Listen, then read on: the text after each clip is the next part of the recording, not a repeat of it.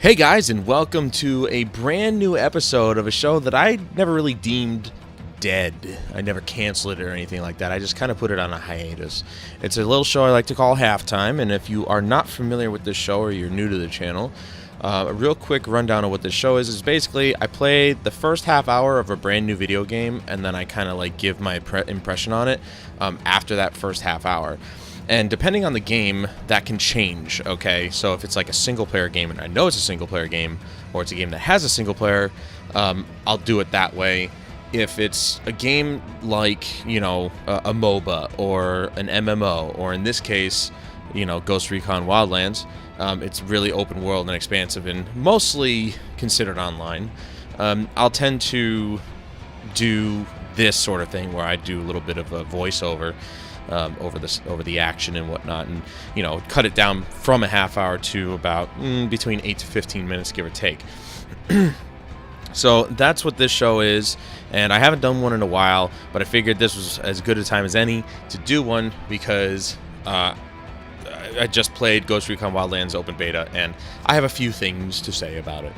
So hopefully you guys will like this. I want to make a note that this is being played on the PC. I switched between keyboard, mouse, and controller somewhere in the middle, so don't be fooled by the button prompts on the screen or anything like that. The first thing that we're going to cover, of course, are the pros, and also, as most of you know, I don't particularly write scripts for my stuff. I like to freeball it, so to speak. I just find that I do work better that way. So this is all going to be unscripted. It's just me going to be telling you what I think of things. Anyway, so we're going to jump into the pros. The first thing I want to say is that the gunplay is very, very nice. It's like Ubisoft at its best, as always. You know, they've never really done gunplay terribly. Not that I remember, anyway. Between all their series, Rainbow Six, Splinter Cell, Ghost Recon, they've all been pretty good with, you know, gunplay and stuff like that. So I gotta say that it feels pretty good. You know, it's not like, you know, the Division, where it's like the enemies are all bullet sponges. But this feels like real, true blue gunplay. You shoot them in the head, you do extra damage, or you kill them in one shot. You know, it's good. It feels fluid. I will say this, that the animation looks a bit odd, to say the least. There's not a lot of recoil happening, so it looks strange to me, especially if you're looking at the character in third person. But even in first person, the gun doesn't really kick that much, not from what I've seen or from what I experienced. So it's a bit odd that they take into consideration, you know, recoil and you know, bullet drop and everything, and yet the gun doesn't seem to move. So it's really strange. But either way, the gunplay is actually pretty good. Along with the gunplay, the gadgets are actually really nice. Using the drone is very... it feels like they're throwing back to Ghost Recon Advanced Warfighter and Advanced Warfighter 2, where you could use the drone to spot your enemies before you went into battle and everything, and it was really cool. It was really cool to see them bring that back into this game, and it's very Ghost Recon, so I really enjoyed that.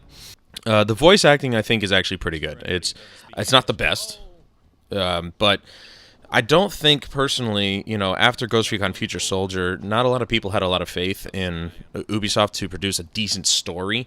I didn't mind the story in Future Soldier, and it seems like the story in this one is going to be interesting. Don't really know much, except for what we were able to play in the open beta, which was just a few segments here and there. But it does seem as though they've hired some decent voice actors for this one, and maybe they'll make a believable story out of it, but... that's kind of hard to do in a lot of open world games nowadays, to make a decent, believable story and kind of work it into this huge, expansive world. So, you know, I'm not too worried about it personally. I like a good story, but I love Ghost Recon, so it's really not going to make much of a difference for me. Character customization is actually really nice. You can make your character, make them up pretty well. They've got a lot of presets. I can't remember if you can shape the face, you know, intricately like something in like Fallout 4 or, you know, any Bethesda games or anything like that. But there are presets, and then you can just like, you know, set them up with a bunch of clothing and stuff and really cool doodads and whatnot, and articles of clothing and ghillie suits and stuff like that. So I thought the character customization was actually pretty cool. Along with that, the weapon customization as well. They've brought back the look of the weapon, or the gunsmith from Ghost Recon Future Soldier. When you go into a weapon and you want to add components or take away components, it pulls the gun apart and it shows you all the pieces and everything, and I thought that was really cool. I do feel as though it seems as though they have everything set up. You can change the barrel, you can change the sights, the trigger, all that stuff. I'm pretty sure. I didn't get too deep into it, but I do have to say that if that is the case, which I'm pretty sure it is, I'm glad they brought it back, because that was one of the coolest features of Future Soldier, and it's nice to see them actually still use it, because that was probably one of the most defining features of Future Soldier, because no other game had really gone into depth like that, not from my personal memory, that far into depth of customization of your weapons in a shooter game. Overall, I think the gameplay is nice. It definitely flows pretty well. There wasn't too much in the way of bugginess, so that's good, especially in a beta. A lot of betas come out, they're broken as hell, and people don't know what to do with it. But this one seems pretty solid, pretty rock solid.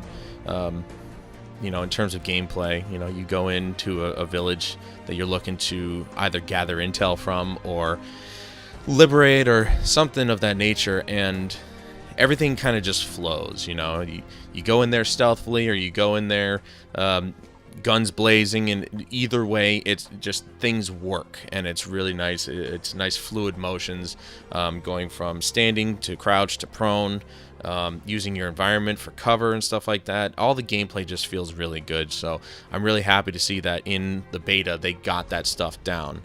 And the last pro I have to talk about is definitely the graphics. This game is gorgeous.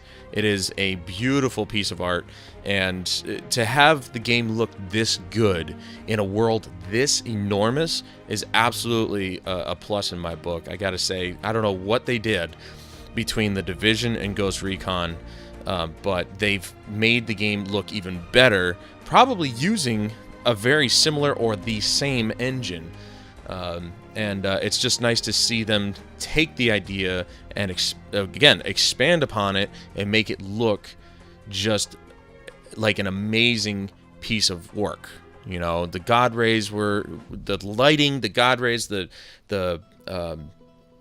view distance and everything, the flora and the fauna, the mountains, and the night and daytime cycles. It's just really nice to look at. It's a beautiful looking game, and in first or third person. I mean, it's mostly third person unless you aim down sights, then it's in first person, or it can be. But first or third person, the game just looks good. The gun models are amazing to look at. I personally like looking at the gun models because of how detailed they are, and how I'm a guy. It's kind of like nice to see something really shiny, and when it's got light reflecting off of it like it's brand spanking new, it's kind of nice to just go, that's really nice. I like the look of that gun. So it's the game is beautiful to look at, and I gotta say they nailed it with the graphics. Moving on to the cons, I don't have as many bad things to say about it, but I had a lot more bad things than I thought I would. First and foremost, dumb AI partners. If you're gonna play this game, play it with friends, hands down. Hopefully they maybe fix the AI, but I ran into quite a few situations where I'm always like looking around to see where my AI partners were. Now, granted, they have a command system in place where you can tell your AI partners where to go and how to set up and stuff like that, and I've played tons of games in the past that are just like that, but honestly, like, they should be defaulted to know what to do, and half the time they're just running around. I'm killing everybody myself, and I'm like, where the hell is my team? And so if you're gonna play this game, play it with friends. I think that's what they're trying to drive home, but at the same time, Ubisoft, if you're gonna put a single player in a game, do it right. Don't make the AI stupid to a point where you have to tell them every single thing to do. It's like, it's single player. Have them do something useful. Don't make me the commander of all of it. If I don't if I forget to tell them what to do, they should know what to do anyway. They should feed off of what I'm doing and kind of go with that. You know, it's a computer. It should be able to logically process what I'm doing and what it's supposed to do next. Come on. One of my biggest problems with this game was the vehicle handling. Absolutely atrocious. I see what they were trying to do with like ground vehicles, trucks, cars, whatever. They were trying to go a little bit more on a realistic level, but I don't want that in my Ghost Recon game, okay? I don't care how realistic you want to go with the physics. It's not a driving simulator. If I want to play a driving simulator, there's Forza, there's not even Burnout, Gran Turismo. There's so many other games, Project Cars. So many other games that I could play if I wanted to play a driving simulator. I shouldn't have to fight the vehicles in this game. Aerial vehicles, that's another thing. Strangely enough, the planes aren't terrible to fly, but they're still just as difficult. And helicopters are absolutely the worst. Just Cause 2, Just Cause 3, even Just Cause 3, Grand Theft Auto 5, they all did something really well with the helicopters. They didn't make it ridiculously difficult to try and control these things. I couldn't even figure out the controls, no matter whether it was keyboard or whether it was controller. You know, you get the fact that you have to throttle up, throttle down. That's fine. You go up and down. Left stick, it moves back and forward.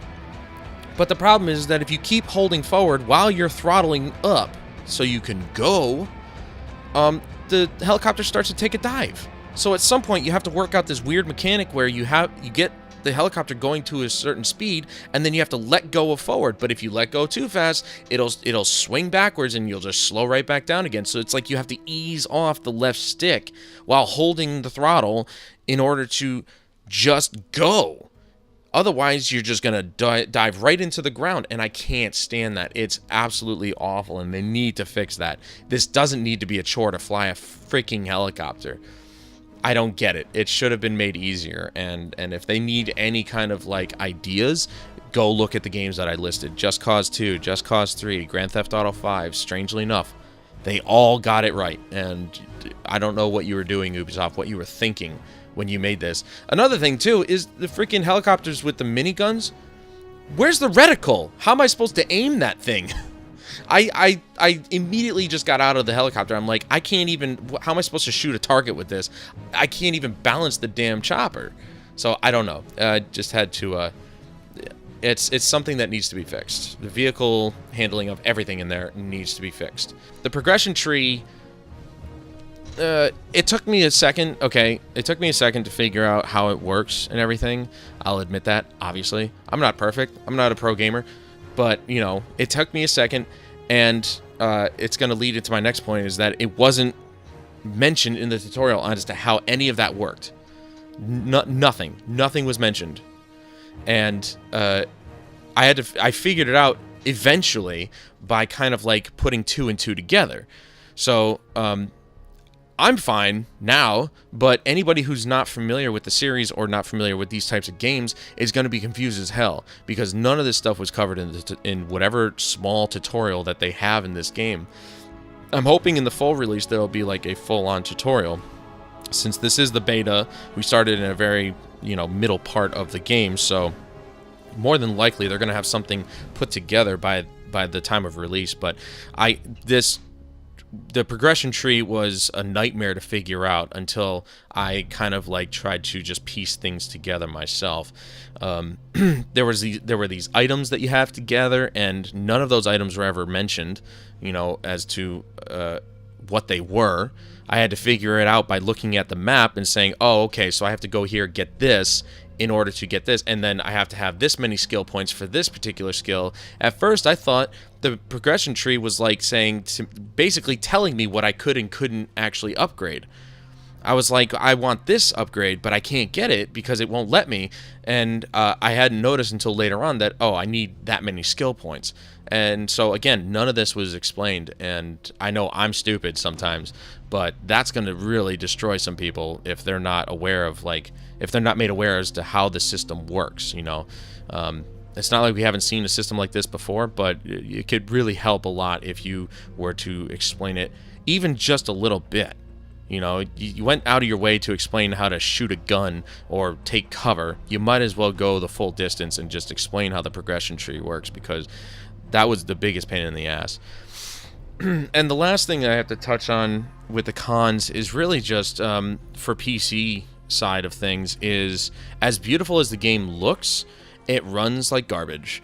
And I hope that's just beta, because I'm pretty sure that I've got the specifications enough to actually run this game. Maybe not at highest graphic settings, but I could turn the graphics all the way down to low. I turned everything down, all the way down to low, still 1080p, but everything down to low still couldn't hit a solid 60 frames a second. That's how unoptimized this game is right now. And again, beta, I understand, they got a little bit more optimizing to do, but it's this close to launch. We've got 7 days, 8 days maybe. I'm recording this on the 28th, so roughly about 8 days. But we've got a week until the game is launched. And if they can't optimize the game more in that week, there's going to be some people who are going to be very upset. Especially if their systems are better than mine and it still runs like crap. You know, that's happened before. It's happened in the past. Watch Dogs was a big problem. You know, Division, I guess, is a pretty big problem as well, as I've heard some pretty bad things about that. So, and those are Ubisoft titles, so they need to get their shit together.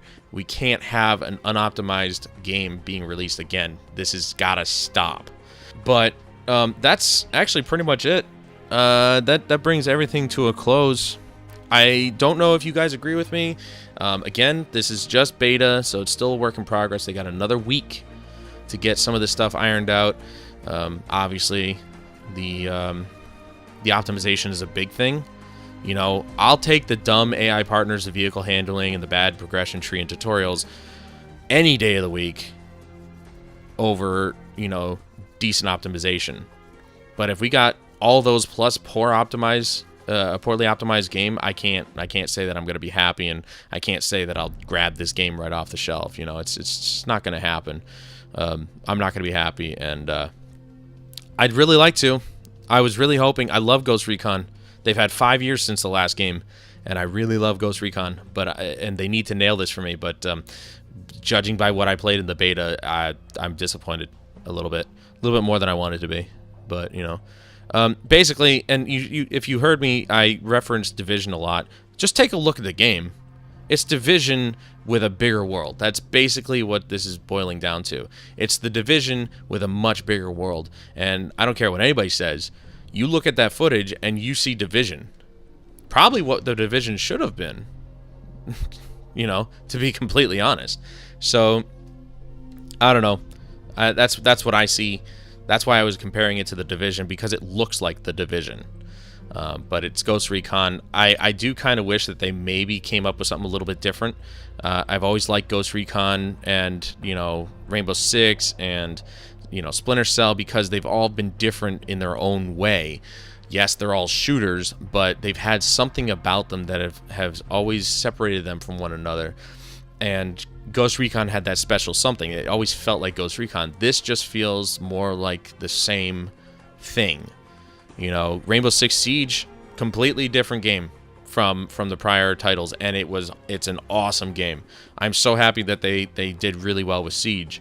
But now we're looking at Ghost Recon, and it feels exactly like it feels like Division was a launch pad for Ghost Recon Wildlands. They just took what they learned from Division, improved upon some of the things, and then threw it into a bigger world. And I can't say that I actually like that idea. I was kind of hoping that Ghost Recon was going to be a little bit different. But, I mean, I guess I shouldn't be too disappointed, because I did see some of the release trailers. So, you know, I knew what I was to be expecting. And right from the get-go, I looked at that and I'm like, that's Division. So, but I was hoping that the gameplay and stuff would have been the saving grace, and it may not be enough to spend $60 on. I might actually have to wait till it goes on sale, because some of the cons are really, they may be fewer than the pros, but they are so strong and in making the game and breaking the game. And in my opinion right now, the cons far outweigh the pros at the moment, because they could potentially cause some problems in the game. But we'll have to see once the game is released on March 7th. If you are actually interested, of course, in getting the game yourself, you can always go to pre-order the game at the official website. I'll leave the link in the video description. No, this isn't a sponsored video. I'm not that big. They don't even know who I am. So, fuck you, Ubisoft. I'm just kidding. Sort of. But that is going to do it for me today, guys. I hope you enjoyed this review. It's been a while since I've done one. Let me know what you think about the game. You know, some of you who had gone to the stream and some of you who are coming to this video just for the first time, just by looking at the footage, what do you think of the game?